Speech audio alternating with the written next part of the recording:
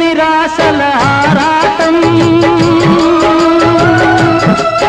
అది చీకటి వెలుగుల చెలగాటం. ఇది ఆశ నిరాశల ఆరాటం, అది చీకటి వెలుగుల చెలగాటం.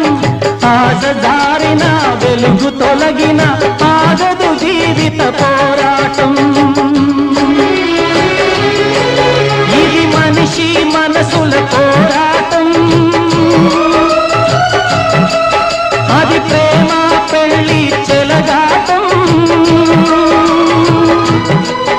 ఇది మనిషి మనసుల పోరాటం, అది ప్రేమ పెళ్లి చెలగాటం. ప్రేమ శకలమై మనసు వికలమై బ్రతుకుతున్నదొక శవం.